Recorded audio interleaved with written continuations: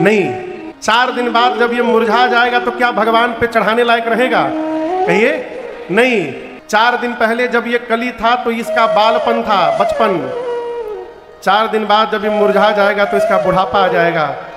और आज इसकी जवानी है, जवानी में है तो भगवान के चरण में आकर के बैठ गया है। दर्शन करिए, बैठा है कि नहीं बैठा है? ये प्रसंग कहता है कि परमार्थ करने के लिए, सत्कर्म करने के लिए जवानी सर्वश्रेष्ठ अवस्था है। बुढ़ापे में करेंगे, ठीक रहेंगे तब ना करेंगे। हम भैया जब कथा प्रारंभ किए तो बहुत लोग मिले, कहते थे महाराज अभी से साधु आ गए आप, हम इतना परेशान हो गए सुनते सुनते।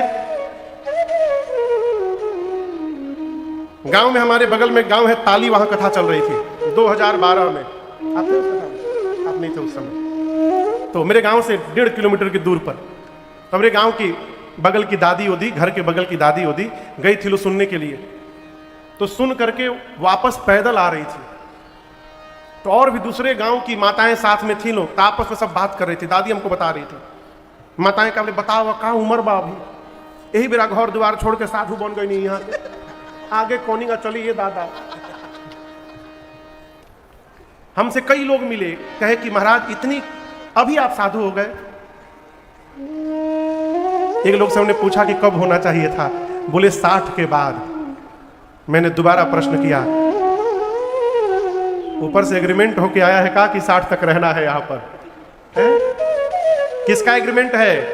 इस धरती पर केवल एक परीक्षित जी महाराज थे जो दावे के साथ कह सकते थे कि हम 7 दिन नहीं मर सकते। केवल एक परीक्षित जी थे जो कह सकते थे कि हम 7 दिन के भीतर किसी कीमत पर नहीं मर सकते, क्योंकि उनको पता था कि 7 दिन बाद तक्षक नाग डसेगा और मैं मरूंगा। उनके ऊपर छोड़कर कोई नहीं दावा कर सकता। प्रातः स्मरणीय पूज्य श्री गीता कुटीर हरिद्वार भिक्षु जी महाराज कहते हैं, अरे किस धुन में बैठा बाबरे और तू किस मद में मस्ताना है। ओ सोने वाले जाग जा, संसार मुसाफिर खाना है। ओ सोने वाले जाग जा, संसार मुसाफिर खाना है। किस धुन में बैठा बाबरे, किस धुन में बैठा बाबरे, किस मद में तू मस्ताना है। ओ सोने वाले जाग जा, संसार मुसाफिर खाना है। ओ सोने वाले जाग जा, संसार मुसाफिर खाना है।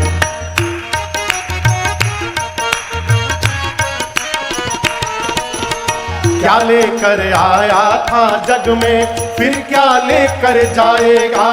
फिर क्या लेकर जाएगा, फिर क्या लेकर जाएगा। तू क्या लेकर आया था जग में, फिर क्या लेकर जाएगा। फिर क्या लेकर जाएगा, फिर क्या लेकर जाएगा। मुट्ठी बांधे आया जग में, मुट्ठी बांधे आया जग में, फिर हाथ पसारे जाना है। ओ सोने वाले जाग जा, संसार मुसाफिर खाना है। ओ सोने वाले जाग जा, संसार मुसाफिर खाना है। मुट्ठी बांधे आया जग में, मुट्ठी बांधे आया जग में, फिर हाथ पसारे जाना है। ओ सोने वाले जाग जा, संसार मुसाफिर खाना है। ओ सोने वाले जाग जा, संसार मुसाफिर खाना है।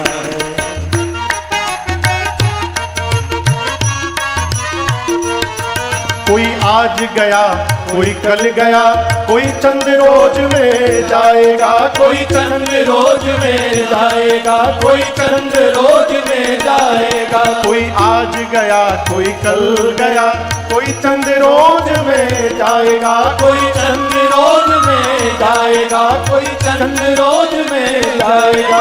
जिस घर से निकल गया पंछी, जिस घर से निकल गया पंछी, उस घर में फिर नहीं आना है। सोने वाले जाग जा, संसार मुसाफिर खाना है। ओ सोने वाले जाग जा, संसार मुसाफिर खाना है। जिस घर से निकल गया पंछी, जिस घर से निकल गया पंछी, उस घर में फिर नहीं आना है। वो सोने वाले जाग जा, संसार मुसाफिर खाना। वो सोने वाले जाग जा, संसार मुसाफिर खाना। भिक्षु जी कहते हैं, कहे भिक्षु यति हरि नाम जपो, फिर ऐसा समय न आएगा, फिर ऐसा समय न आएगा, फिर ऐसा समय न आएगा। कहे भिक्षु यति हरि नाम जपो, फिर ऐसा समय न आएगा, फिर ऐसा समय न आएगा, फिर ऐसा समय न आएगा। पाकर कंचन सी काया को, पाकर कंचन सी काया को, फिर हाथ मीज पछताना। सोने वाले जाग जा, संसार मुसाफिर खाना। ओ सोने वाले जाग जा, संसार मुसाफिर खाना। किस धुन में बैठा बाबा ने, किस धुन में बैठा बाबा ने, किस मद में तू मस्ताना है। ओ सोने वाले जाग जा, संसार मुसाफिर खाना। ओ सोने वाले जाग जा, संसार मुसाफिर खाना। ओ सोने वाले जाग जा, संसार मुसाफिर खाना।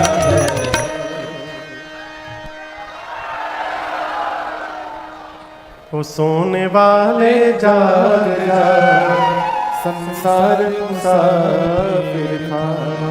कब टिकट कंफर्म हो जाएगा कोई भरोसा नहीं है। इसलिए काल करे सो आज कर, और आज करे सो अब तुरंत करिए।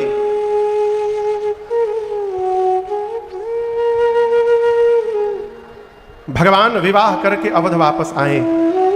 गोस्वामी जी कहते हैं, जबते राम ब्याही घर आए, अवध में नित नव मंगल मोद बधाए। श्री अवध में भगवान के आने के बाद नित्य आनंद महोत्सव चल रहा है। और आपको बताऊं, ये बधाई महोत्सव कितने दिन चला भैया? कितने दिन तक राम जी के आने के बाद बधाई उत्सव चला? 11 वर्ष तक। कितने दिन तक? 11 वर्षों तक उत्सव चल रहा है। अयोध्यावासी सब प्रकार से सुखी हैं और नित्य भगवान शंकर से प्रार्थना करते हैं, बाबा आप ही ऐसा कुछ करिए।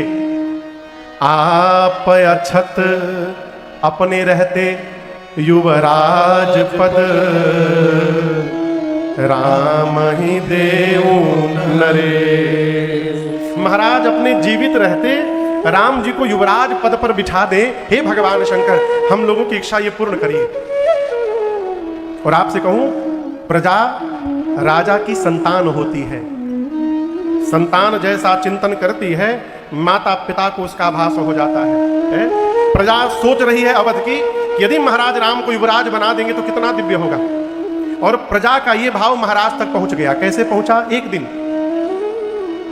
श्री चक्रवर्ती जी अपने दरबार में बैठे थे और उन्हें ऐसा लगा कि उनके सिर पे जो मुकुट है वो टेढ़ा हो गया है। तो सिर के मुकुट को सीधा करने के लिए महाराज दर्पण लिए हाथ में। दर्पण समझ रहे हैं ना? शीशा।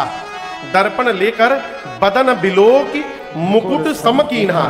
जैसे मुकुट सीधा किया तब तक महाराज की दृष्टि गई कान के पास ये जो केश है ये दिखाई पड़ा कि श्वेत हो गए।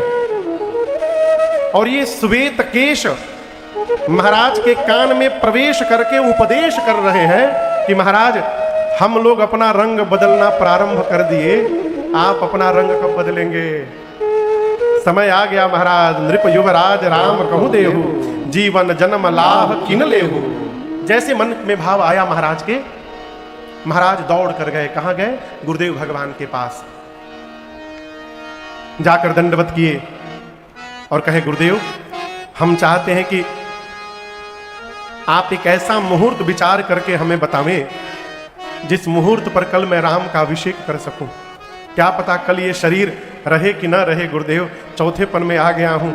यदि बिना युवराज बनाए यदि मेरा प्राण निकल गया तो मरने के बाद भी मैं संतुष्ट नहीं रह पाऊंगा गुरुदेव।